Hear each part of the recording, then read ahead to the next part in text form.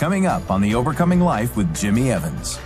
When God gives us authority, and he said, I give you the keys to the kingdom of heaven, whatever you bind on earth will be bound in heaven, whatever you loose on earth will be loosed in heaven. The first responsibility that we have with that authority is to manage our lives in the 7 gates of our lives. And I've got to understand where I put my eyes, where I put my ears, where I put my mind, where I put my mouth, where I put my spirit, my emotions, and everything else has a phenomenal impact upon my life and my safety in who I am.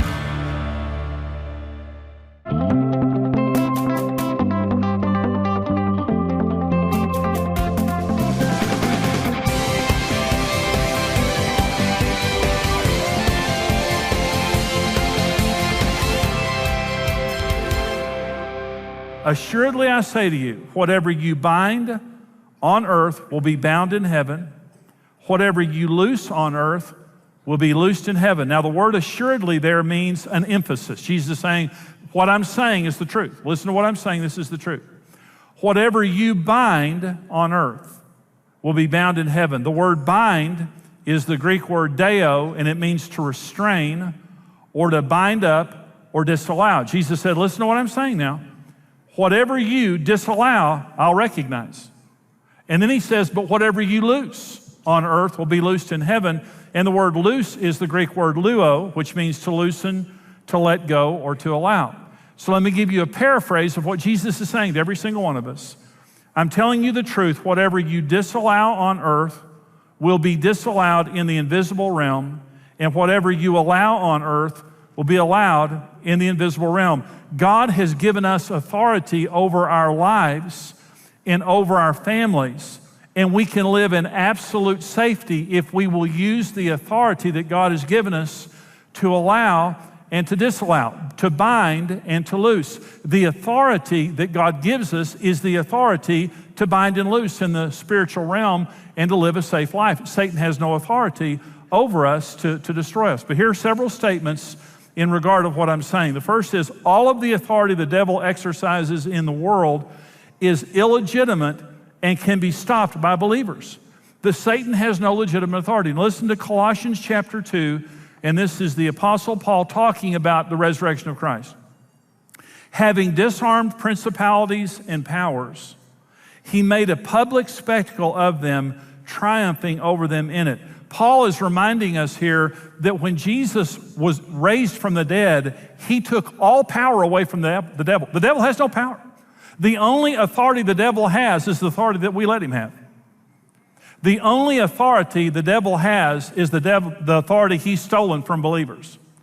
He's been disarmed, and not only has he been disarmed, Jesus made a public spectacle. When Jesus was resurrected, he took the devil and every demon in hell and paraded them through the heavenlies and said, this man has no more authority, he's a loser, and he's been assigned to hell. And every angel knows it, and every demon knows it. He just wants to bet that you don't know it. He has no authority over you. He has no authority. All of his authority that he has on the earth today is stolen and illegitimate, and we can stop it. This is Matthew 16. Listen, Jesus is about to repeat what he said in Matthew 18. Matthew 16, this is the first time the church is mentioned in the Bible. I also say to you that you are Peter, and on this rock I will build my church, and the gates of hell, Hades, shall not prevail against it.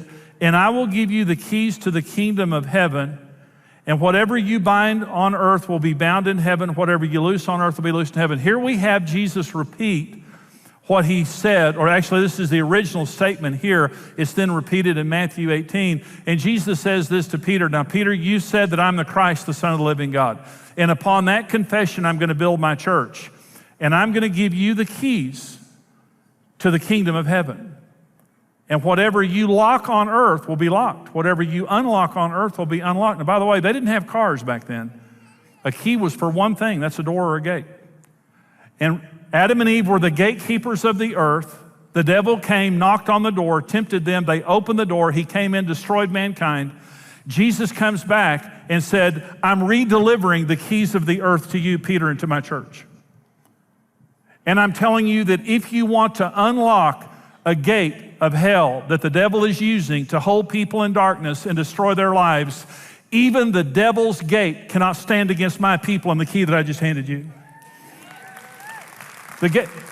I'm giving you the keys to the entire kingdom of heaven of good and evil.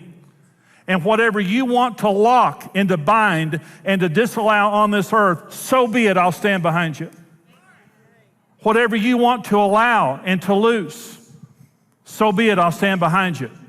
But you have authority over all the power of the enemy, and he cannot harm you as long as you're using the keys of binding and loosing and the authority that I'm giving you. Number one truth, all the authority the devil has is illegitimate, and the church can stop it. Number two, the devil has no authority to harm believers. We have authority over him.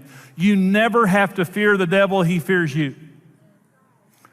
Jesus said, I give you authority over all the power of the enemy, and nothing shall by any means harm you. He has no right to harm you. And by the way, if the devil could kill us, we'd all be dead. He hates our guts. And the fact that he doesn't is just testimony to the fact he doesn't have authority unless we give him authority. Number three, truth in this regard, God will not do for us what he has given us the ability to do for ourselves. God has given us authority to live safely as his family, but we have to be the gatekeepers of our own lives. And I want to talk about the gatekeeping responsibilities that we have in two ways, personal and as parents.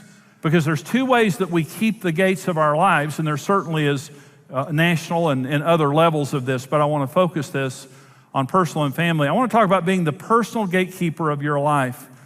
And to help you understand, there are 7 gates into your life. Every person, there are 7 gates that the devil or God will use to do good or bad things in your life. Let me go through these. There's the eye gate. Now, we all know Jesus said that the eye is the lamp of the soul. And if the eye is good, the soul is full of light. If the eye is bad, how bad is that darkness? That's what Jesus said in Matthew 6. There's the ear gate. Jesus said in Mark 4, be careful what you hear. The ear gate is where words and music and sounds come in to our lives that can impact us in a huge way.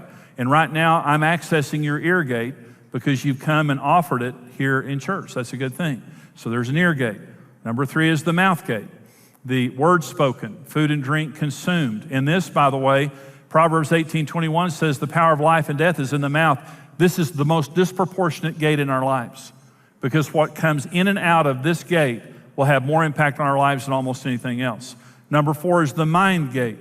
We have a gateway into our minds. Beyond our eyes, ears, in a dark room with our mouth closed, we can open our mind gate. And we can have imaginations, we can have deceptions, we can have, all different kinds of things, but our thoughts, our ideas, our imaginations and beliefs come through our minds, and we control that gate. The spirit gate, this is faith or unbelief, submission, rebellion, what I'm gonna do spiritually in my life. And by the way, Jesus says in Revelation 3:20, behold, I stand at the door and knock. He's talking about the door of our spirits. If any man will hear my voice and open the door, I'll come in and dine with him and he with me. This is talking about the act of salvation. Jesus will not access the door of our life without our permission because that's his nature.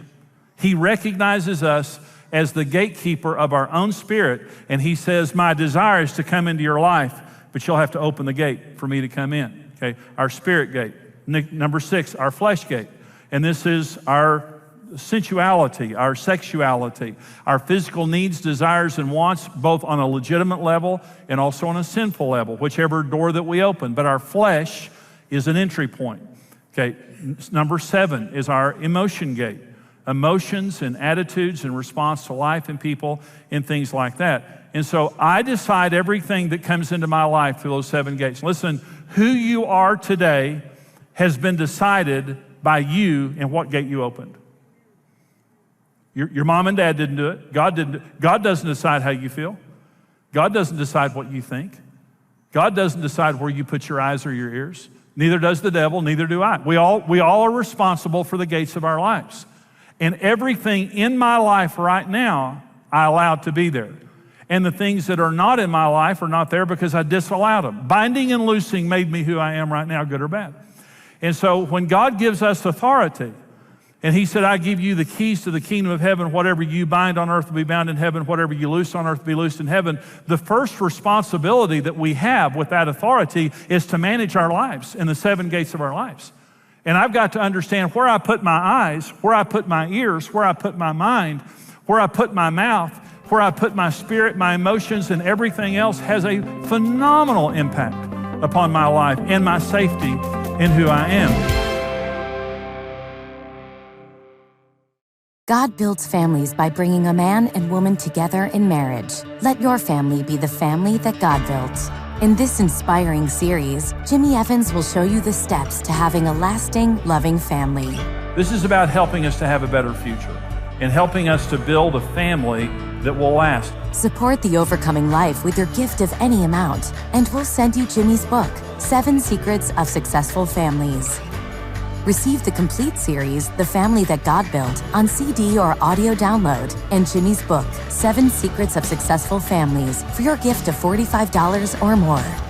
For your gift of $90 or more, you'll receive the complete video and audio series, The Family That God Built, on DVD and CD or as a digital download, along with Jimmy's book, 7 Secrets of Successful Families.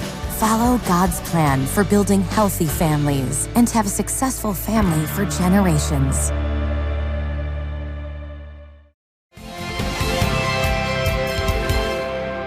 The devil only needs one open door to come in and destroy. Now, when you left home to come to church, a burglar doesn't need you to leave every window and door open to rob your house. A burglar only needs one entry point. And through one entry point, a burglar can rob your entire house. Understand this, the devil is going to try to access every gate in your life on a continual basis. Now, the purpose of this isn't to make you fearful. The purpose of this is to make you aware, because you have authority over the devil. This is not complicated, it's not difficult, but understand every gate in your life is an opportunity for God to bless you, and every gate in your life is an opportunity for the devil to destroy you, and you manage every one of those gates. And he's going to keep knocking on those gates to find an open door, and he only needs one open door to destroy your life. And let me give you an example of this. Ephesians chapter 4, this is verses 26 and 27, the Apostle Paul says, "Be angry, but don't sin. Do not let the sun go down on your wrath, nor give place to the devil." Go ahead and be angry. God gets angry. Nothing wrong with anger. But don't sin in your anger, and don't stew on it and let that become bitterness and unforgiveness by going to bed on it. So be angry, but don't sin. Don't let the sun go down in your anger, or you'll give place to the devil. The word place is the word topos in the Greek language, and it just means location, foothold, a place in your life for the devil. The word devil there is diablos, which means slanderer. He's going to come in through your anger that you didn't take control over. He's going to use that as an opportunity to come in and accuse your wife, your husband, your parents, your friends, everyone that you have anger toward, until he's destroyed relationships. Now, I want you to listen to me for just a minute, because this is something that I know as being a pastor for 32 years and a marriage guy who's helped a lot of people in marriages. That gate has destroyed millions and millions of lives and homes. How many couples have been destroyed by anger? That they wouldn't forgive, that they wouldn't talk it out, they justified unrighteous actions because they were angry. How many relationships have been broken? How many families have been destroyed? How many nations have been destroyed through that gate right there? Through hatred, through bitterness. We are the keeper of our emotions. And the devil is looking for someone who will open a doorway of bitterness and unforgiveness so he can come in and do his work of slander, so he can destroy our families and destroy our relationships and destroy our society. And this is what we see in the world today. And no one decides how I feel except for me. Life does not form me. My response to life forms me. And regardless of what you do, I make a decision of how I feel about that.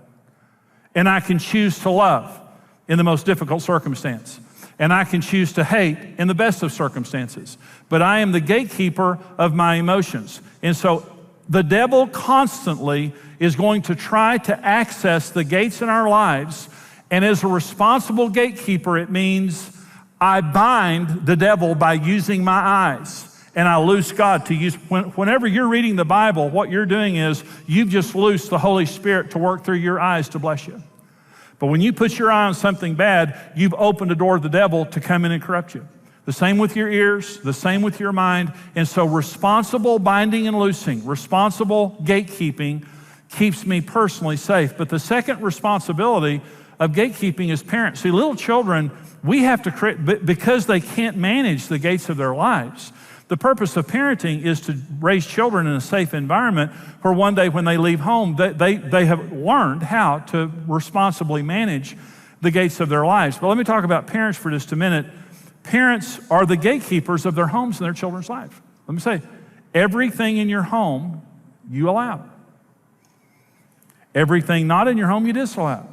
You're the gatekeeper of your home. God doesn't keep the gates of your home. The devil doesn't. Hopefully your children don't. All the devil needs is a careless gatekeeper to corrupt a child's life. He just wants a parent who doesn't understand that they're responsible for keeping the gates of their child's life. Let me talk about the 5 gates of a child's life that a parent must diligently keep watch over. And you're totally responsible for these 5 gates. Number 1 is the God gate. The first responsibility of a parent is to lead your child to God.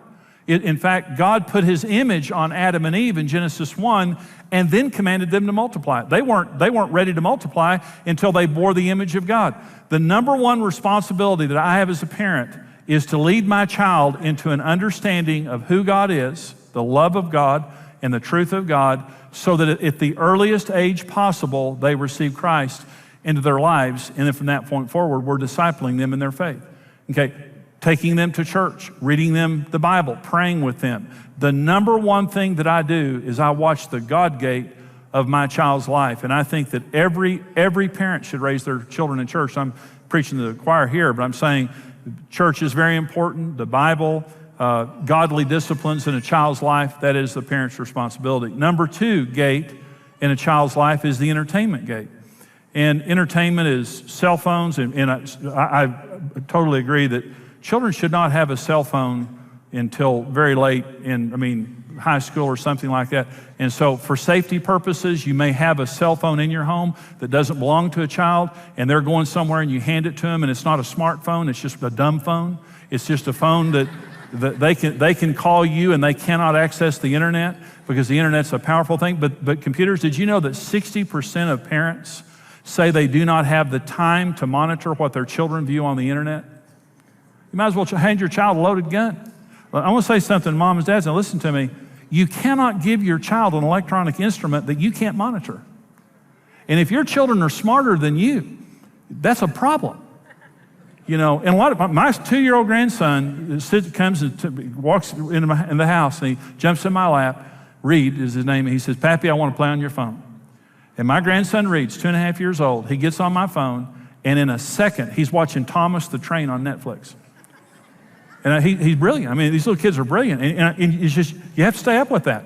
And we were talking with Brent and Stephanie, our son and daughter-in-law, about this, and they said it is more challenging all the time to make sure that the internet does not corrupt your children. But you can't we have to monitor their entertainment. Social media, music, videos, video games, so critical that we monitor children's video games and things like that. There's never been a world like ours today where from an outside, someone can come inside our home that we would never allow through the front door. But they do it through electronics. And so through phones, through social media and all of that, you have to monitor that. You have to become educated on that and get the resources and tool to monitor your child's entertainment. It takes vigilance. And it takes relationship with your children and knowing what they're up to. And listen, don't let entertainment raise your children for you. Because it's easy to let your kids sit there. Our kids, grandkids, and watch the video stuff like that. But that's not the basis of our parenting or grandparenting. Number 3 is the friend gate. You have to monitor who their friends are. Their friends are their future. 1 Corinthians 15:33. Do not be deceived. Bad company or evil company corrupts good habits. If you don't believe that your friends, a bad friend can corrupt your child, you're deceived. What are the beliefs of the parents of your children's friends? One of the neighbor boys in our neighborhood, his parents were not believers, and we tried to bring him into our home and influence him in our home. And because of his home life, his family life, we would let Brent play with him only in our home. Okay, so one day he came to me and he said, my friend's dad wants to take us to the movies. And the friend's dad called me. And he called and I said, well, what movie are you going to take him to? And he said, well, we're going to have a great time. We'll be very careful. We're going to take him to this movie. That father took our son to an R-rated movie when he was 12 years old. That was their value system. And it so unbelievably violated me. And so as a good boy, we liked the boy, and we felt safe with him in our home to some degree. But as soon as his parents got control, they took our children, they took Brent to see something we would have never allowed. He came home and said, Dad, I saw a bad movie, and I want you to know I saw a bad movie. So who are your children's friends, and what do their parents believe?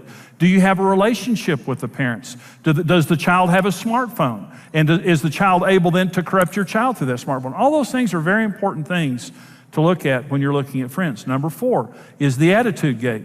And attitude is the seedbed of behavior. If you only discipline behavior, you're showing up late to the party. Because long before a child acts out, they have bad attitudes. When a child rolls their eyes at you, they get disciplined for that. When they talk back to you, they get disciplined for that. When you tell them to do something, they go, let me tell you something about parenting. Don't just punish, reward. Reward good attitudes. Reward good character. Say to your children, listen, you get along with your sister, you get along with your brother, you keep your room clean, you do your homework. Friday night, we're going to go to the pizza, we're going to go to a movie, we're going to go ride go-karts, we're going to do this, we're going to do that. We're going to have a special night if you have a good week. So I'm not just going to punish you, I'm going to reward you. But let me say this too. I will punish you as much for rolling your eyes at me as I will for, hitting your sister. I'm not going to wait until you act out. I'm watching your attitudes. Listen, God disciplines attitudes, and God rewards attitudes. James chapter 4 says this, God resists the proud, but gives grace to the humble. Those are attitudes. Pride is an attitude, and humility is an attitude. Long before we act out, God says, I just don't like your attitude. You're prideful, you're arrogant, you don't think you need me, you don't treat other people well, and I'm going to resist you for that. I love you, but I'm going to resist that. I'm not going to bless that. And then he comes and says, you're a humble person.